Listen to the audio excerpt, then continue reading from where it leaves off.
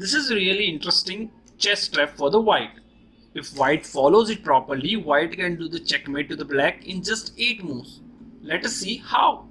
First white started with the e4, black responded with the e5. Knight to f3, knight to c6, very common openings. Bishop to c4 and pawn to the d6. So far it's look good. Both side is developing their minor pieces. Now white moves knight to the c3 and bishop for black goes to the g4. Now we start pushing our pawn into h3. So bishop can go to the h5. Here's where white start a trap. White moves its knight to the e5 and captures the pawn.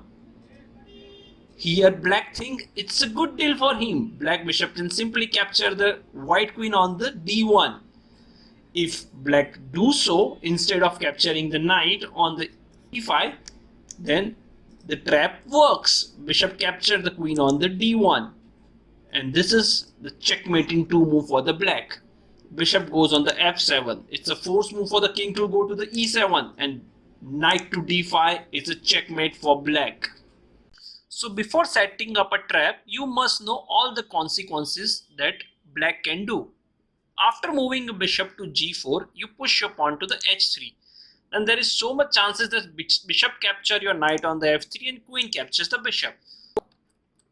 Instead of capturing the knight, black knows this trap and still go for bishop to h5.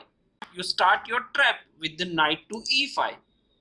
And black knows this trap, so black bishop won't capture your queen. Instead of doing that, the knight captures the knight on the e5. Still your queen can capture the bishop on h5. There is one more chances that black knight can capture the bishop on c4.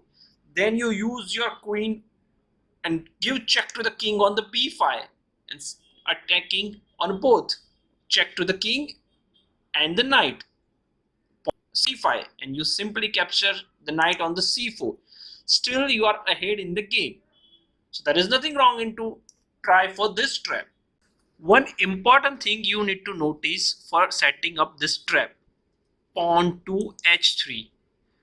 Pawn to h3 is really important because if you don't move your pawn to the h3 and if you start attacking on the e5 pawn, the black might can capture your knight and attacking on your bishop and protecting its own bishop. Now you cannot capture the bishop with the queen and you cannot even capture the pawn on the e7 because it is also protected by the knight.